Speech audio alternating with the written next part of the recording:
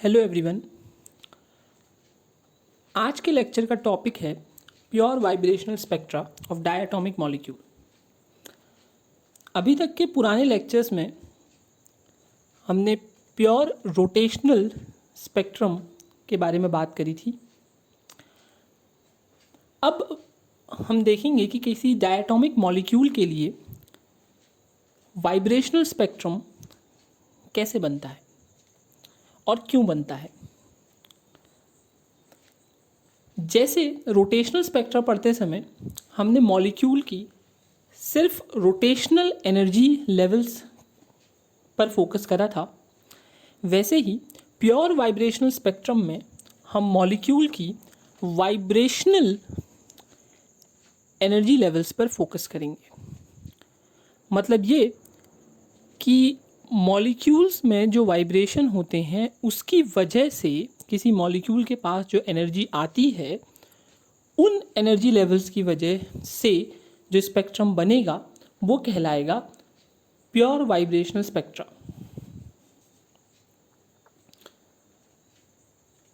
यहाँ पर भी हम सिर्फ और सिर्फ डायटोमिक मॉलिक्यूल्स के बारे में ही बात करेंगे।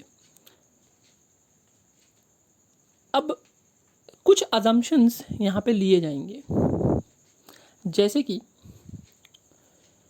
हम यह अज्यूम करके चलेंगे कि किसी डायटोमिक मॉलिक्यूल में जो बॉन्ड है वो किसी स्प्रिंग की तरह बिहेव करता है, और वो जो स्प्रिंग है वो लीनियर रेस्टोरिंग फोर्स को फॉलो करता है।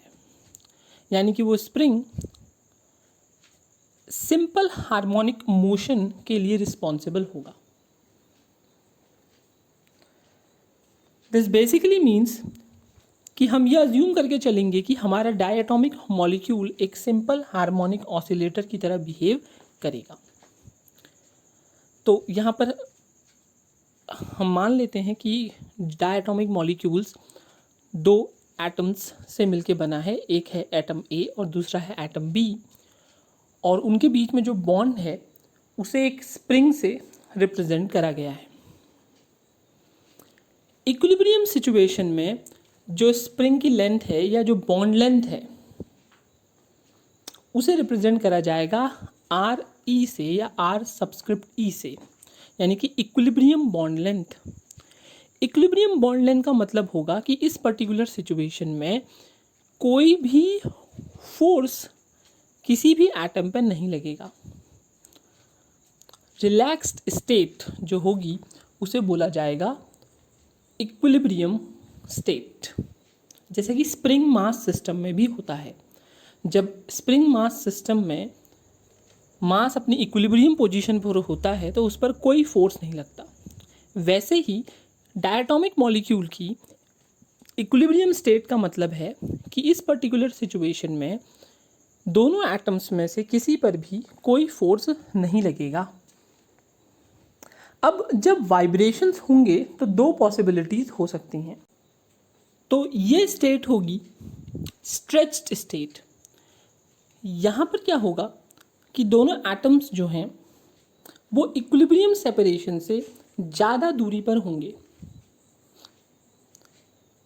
इसकी वजह से दोनों एटम्स में रेस्टोरिंग फोर्स लगेगा जो कि अंदर की तरफ को होगा। ऐसे ही दूसरी कंडीशन भी हो सकती है जिसे हम कहेंगे कंप्रेस्ड स्टेट। कंप्रेस्ड स्टेट में दोनों एटम्स इक्विलिब्रियम सेपरेशन से कम दूरी पर आ जाएंगे, जिसकी वजह से दोनों में फिर से फोर्स लगेगा, और इस बार जो फोर्स है वो आउटवर्ड्स या बाहर की तरफ को लगेगा।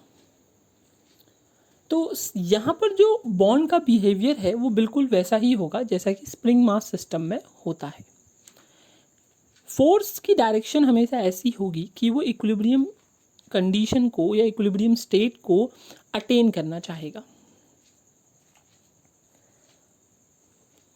तो जब मॉलिक्यूल इस तरीके से वाइब्रेट करेगा इक्विलिब्रियम पोजीशन के अबाउट, मतलब वो इलोंगेट होगा, फिर कंप्रेस होगा, फिर इलोंगेट होगा, फिर कंप्रेस होगा, तो इस वाइब्रेशन की वजह से मॉलिक्यूल के पास कुछ ना कुछ एनर्जी आएगी, और उसे ही हम क्या कहेंगे, मॉलिक्यूल की वाइब्रेशनल एनर्जी।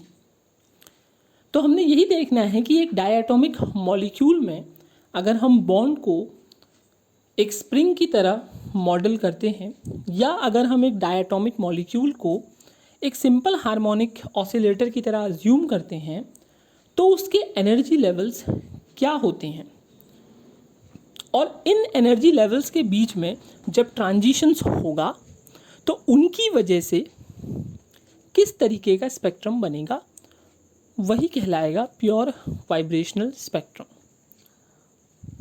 अब इस स्टडी के दौरान या प्योर वाइब्रेशनल स्पेक्ट्रा के डेरिवेशन के दौरान हम रोटेशनल एनर्जी लेवल्स को अज्यूम या रोटेशनल मोशन को फिलहाल अज्यूम नहीं करेंगे।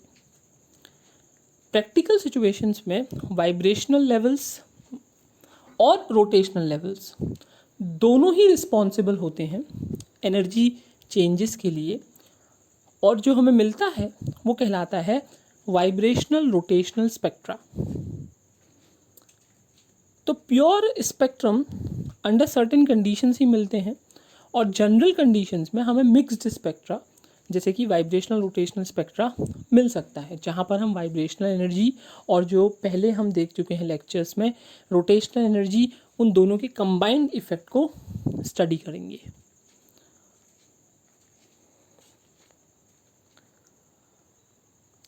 अब इस थ्योरी में आगे बढ़ने के लिए हमें कुछ इम्पॉर्टेंट की पॉइंट्स हैं, उनको ध्यान में रखना है। जब हम वाइब्रेशनल स्पेक्ट्रम की बात कर रहे हैं तो वाइब्रेशनल स्पेक्ट्रम भी हेट्रोन्यूक्लियर डायटोमिक मॉलिक्यूल्स ही शो कर सकते हैं। रीज़न सेम है जैसा कि रोटेशनल स्पेक्ट्रा की कंडीशन के लिए था।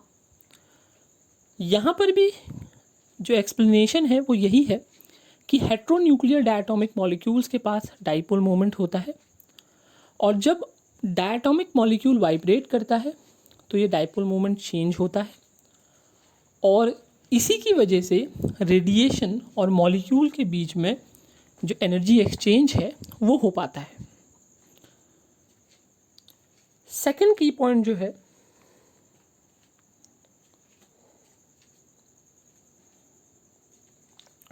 वो है regarding the frequency of vibration.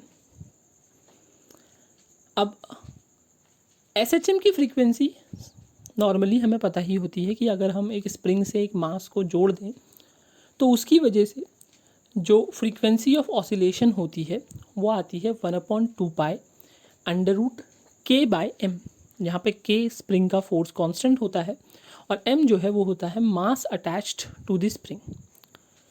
लेकिन मैकेनिक्स के उस फॉर्मूले में सिर्फ एक सिंगल मास को ही स्प्रिंग के साथ जोड़ा जाता है और स्प्रिंग का जो दूसरा एंड है वो एक रिजिड वॉल से या एक रिजिड सपोर्ट से जुड़ा होता है।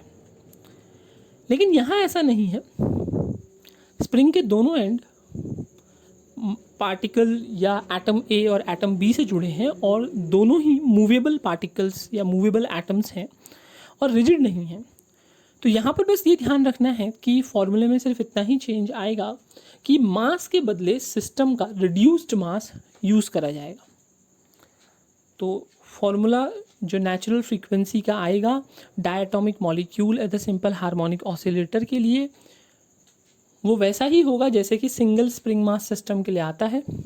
बस ये ध्यान रखना है कि मास को रिड्यूस्ड मास से रिप्लेस कर देना है। रिड्यूस मास जो होगा वो होगा m1 m2 upon m1 + m2, जैसा कि रोटेशनल स्पेक्ट्रा में भी निकल कर आया था। के यहाँ पर है force constant for the bond, क्योंकि हमने बॉन्ड को एक स्प्रिंग से रिप्लेस कर रखा है या स्प्रिंग की तरह अज्यूम कर रखा है, तो इसका मतलब है कि यहाँ पे force constant for bond between the atoms represent करता है रेस्टोरिंग नेचर ऑफ बॉन्ड को। जैसे कि स्प्रिंग में फोर्स कांस्टेंट उसकी रेस्टोरिंग नेचर को रिप्रेजेंट करता है। नेक्स्ट की पॉइंट जो है वो है रिगार्डिंग दी पोटेंशियल एनर्जी। तो सिंपल और हार्मोनिक मोशन में जो पोटेंशियल एनर्जी फंक्शन है वो हमेशा ही कैसा होता है, पैराबोलिक होता है। तो यहाँ पर भी डायटोमिक मॉलिक्यूल के केस में भी जो पोटेंशियल एनर्जी फंक्शन आएगा वो पैराबोलिक ही निकल कर आएगा। तो बस यहाँ पर ये ध्यान देना है कि जो पैराबोला की जो वर्टेक्स है वो इक्विलिब्रियम सेपरेशन पर एग्जिस्ट करेगी।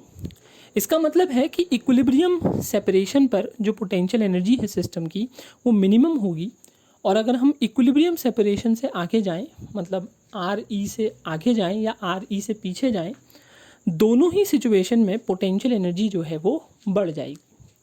इसको मैथमेटिकली रिप्रेजेंट करा जाएगा बाय द फॉर्मूला हाफ के आर माइनस आर ई का होल स्क्वायर। तो यहाँ पर r minus r e basically represent कर रहा है change over the equilibrium separation. तो चाहे चेंज पॉजिटिव हो as in the case of stretched state या इलोंगेटेड स्टेट, या फिर चेंज नेगेटिव हो as in the case of compressed state, दोनों ही सिचुएशन में पोटेंशियल एनर्जी पॉजिटिव ही आएगी। मतलब कंप्रेशन हो या इलोंगेशन हो, पोटेंशियल एनर्जी हमेशा ज़्यादा ही आएगी as compare to the potential energy at the equilibrium value. Next key point जो है वो है an important result from the quantum mechanics. Quantum mechanics में जब हम श्रोडिंगर इक्वेशन का इस्तेमाल करते हैं to find the energy levels या vibrational energy levels of a simple harmonic oscillator, तो फॉर्मूला निकल के आता है En equal to n plus 1/2 h nu. यहाँ पर फिर से h जो है वो प्लैंक्स कांस्टेंट है, और n एक क्वांटम नंबर है जिसे कहा जाता है वाइब्रेशनल क्वांटम नंबर। और वाइब्रेशनल क्वांटम नंबर जो है वो नॉन नेगेटिव इंटीजर वैल्यूज़ लेता है, यानी कि 0, 1, 2, 3 अप टू सो ऑन। ये एक्सप्रेशन क्वांटम मैकेनिक्स का ये कंक्लूड कर रहा है कि जो वाइब्रेशनल एनर्जी लेवल्स हैं वो कंटिन्यूस ना होके डिस्क्रीट होते हैं, और उनके बीच में definite amount of separation exist करता है। और जो एनर्जी है, वाइब्रेशनल एनर्जी है मॉलिक्यूल की, वो क्वांटम नंबर n पे डिपेंड कर रही है। इसीलिए हमने एनर्जी के एक्सप्रेशन में सबस्क्रिप्ट में n लिख रखा है। तो ये हो गए सारे के सारे की पॉइंट्स। अब इन सारी बातों का इस्तेमाल करके नेक्स्ट लेक्चर में हम देखेंगे कि कैसे वाइब्रेशनल स्पेक्ट्रा बनता है, क्या सिलेक्शन रूल्स हैं, और pure vibrational spectrum for a simple harmonic oscillator या pure vibrational spectrum of a diatomic molecule considered as a simple harmonic oscillator कैसा बनेगा।